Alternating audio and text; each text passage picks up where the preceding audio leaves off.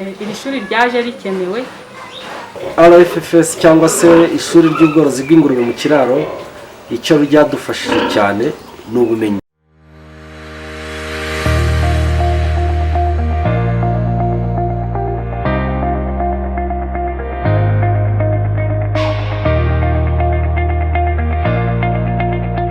Muri 2019 nibwo hatangiye FFS yo mu nkoko no mu ngurube.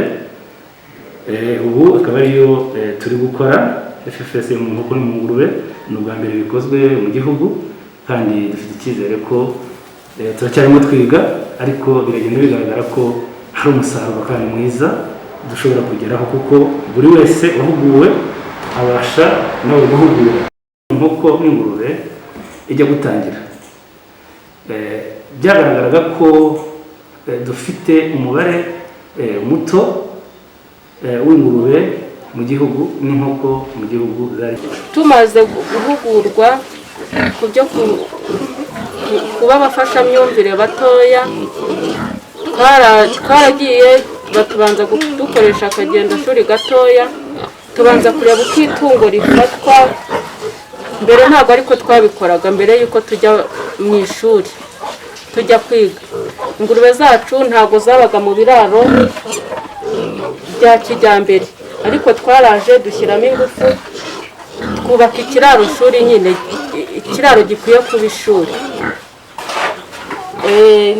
Tugerageza nyine kubikora neza, turaza dushaka abantu tugomba guhugura natwe. Mu ishuri ry'aborozi mu kiraro rero hari imvugo dukunda gukoresha RFFS. Bagomba kumenya nyine yuko ari ishuri ry'aborozi mu kiraro no ku itungo. Duterana ku wa gatandatu saa 9. Abanyamuryango niho duhurira hamwe twese tukiga, tugakora icyo twita resa. Mbese bakaba bazi yuko ari ikusanyamakuru ku itungo no mu kiraro, ndetse no hanze yacyo hagomba gukorerwa isuku. Dutangira tubigisha uburyo ushaka gufata ikibwana kigakura kugeza ukibangurije, tukabigishamo guhitamo icyororo cyiza, icyororo gitanga umusaruro, kuko ingurube ziri amoko menshi. Tubigisha rero uburyo wahitamo ingurube nziza zitanga umusaruro. Mbere y'uko iri shuri ribaho, twari tuzi ko korora ingurube ari ukuyishyira mu kiraro ukayahirira ibyatsi, ukagabura bisanzwe, nta kindi kintu cy'ubumenyi bundi tuzi ku bworozi bw'ingurube. Ubwo rero mbere nta musaruro twabonaga, kuko ntabwo twitaga ku ngurube nk'uko bikwiriye. Ariko ubu aho ishuri riziye twamenye byinshi. Twamenye gukora isuku mu kiraro, tumenya kugaburira ingurube ku gihe, bituma tugira umusaruro uhagije.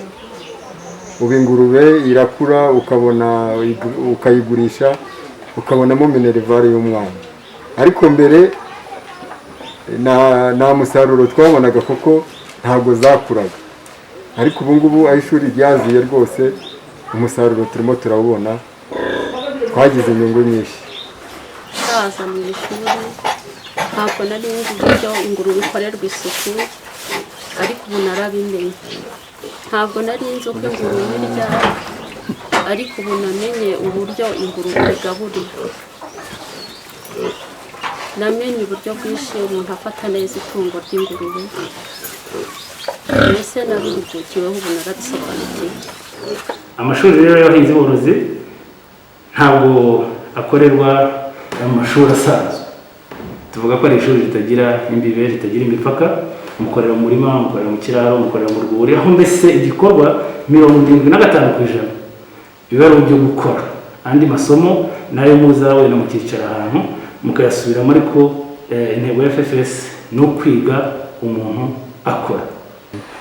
Iri shuri ryaje rikenewe kuko wasangaga aborozi benshi batazi gufata neza ingurube.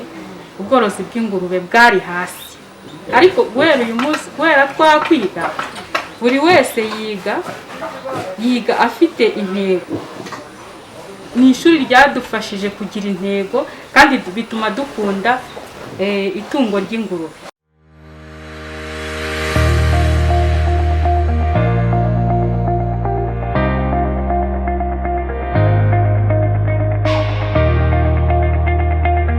Twatangiye ishuri ryo mu kiraro nari mfite ubumenyi buri hasi ugereranyije n'ibyo nahawe.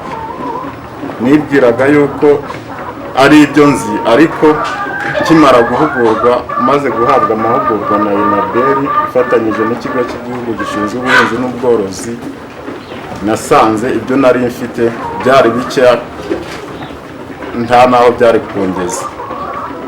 Nungutse byinshi. Mbere na mbere ntarahabwa amahugurwa, ubworozi nabukoraga uko nishakiye, nkaba nzi ko ndi mukuri kandi nta kuri kurimo, ari ibihombo mbona. Mbere na mbere sinari mfite umumenyi ku bijyanye n'ikiraro cyiza uko cyakagombye kuba kimeze, ariko sinari mfite ubumenyi mu bijyanye no kudemara cyangwa korora umushwi w'umunsi umwe kugeza igihe utangiye umusaruro. Icyo gihe narabikoraga, ariko izipfa zikangana n'izibayeho. Ariko ubu mu bijyanye no korora izo nkoko z'umunsi umwe kugeza igihe zitangira umusaruro bita demarage, iyo mbikoze bitewe n'ubumenyi nahawe na RAB na UNABER, icyo gihe nta nkoko zipfamo, nta bihombo mbega byinshi mu bijyanye no gupfa kw'inkoko. Mu bijyanye n'imivurire ndetse n'imigaburire y'inkoko naho nta bumenyi buhagije nari mfitemo, ariko mu bijyanye iki gihe nanjye ni umufashamyumvire mu bijyanye n'ubworozi bw'inkoko. Nigisha abantu uko borora bitewe n'amahugurwa nahawe na UNABER hamwe na RAB, bigatuma abaturage biteza imbere mu bijyanye n'ubwo bworozi. Iri shuri ry'umworozi mu kiraro ryanyigishije ibintu byinshi cyane. Icya mbere ryangize umworozi w'umwuga. Mbere narabikoraga, ariko nabikoraga mu kavuyo, nororaga mbese nk'umuntu utazi icyo akora wigana abandi. Ariko uyu munsi ndorora kandi nkorora nzi ibyo nkora. Mbere nasaga n'utazi icyo nkora, ariko ubu ngubu norora ibindimo ibyo nzi nakuye muri RFFS. RFFS yanyigishije korora nunguka, depanse zikaba nke kuko nkeneye inyungu nyinshi. Inyungu rero mbona ubu ngubu nta ihuriye niyo nabonaga mbere, kuko mbere nororaga byo korora nyine biri aho ngaho. Wenda ndavuga ku bijyanye no gutegura ikiraro no kwakira umushwi mu munsi wa mbere. Nari nzi ko umushwi niba uje ngomba kuba mfite sitoke y'imiti, za vitamine, za antibiyotike. Nicyo kintu cya mbere nakoraga. Ugasanga ndatanga imiti idakenewe.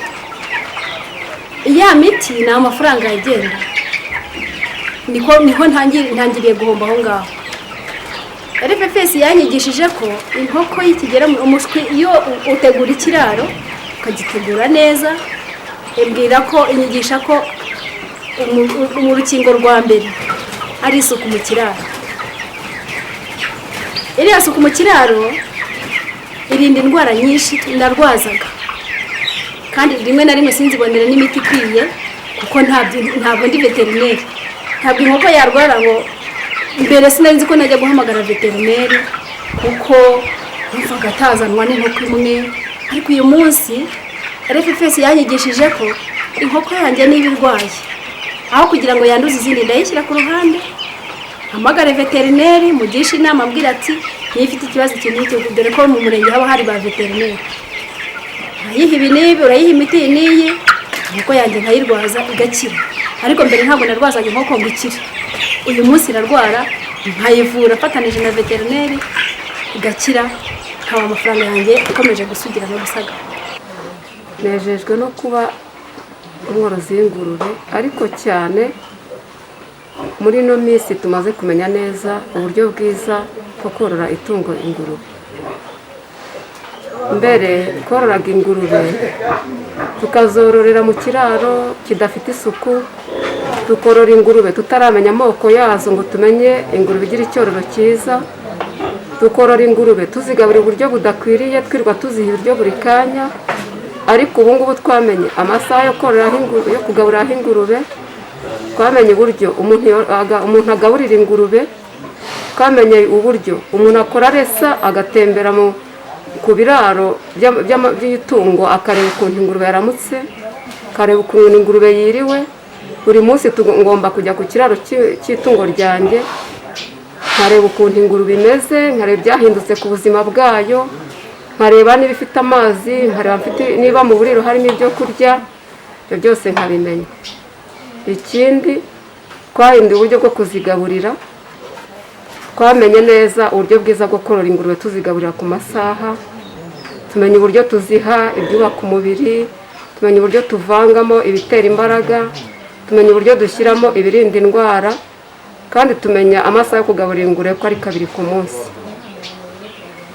Nari nzi neza ko ingurube iba mu kiraro, ikaba mu gisogorore, ikaba mu mwanda, ariko ubu ngubu muri ino minsi twamenye gukora ikiraro neza, tukakigirira isuku, tugakunduramo imyanda.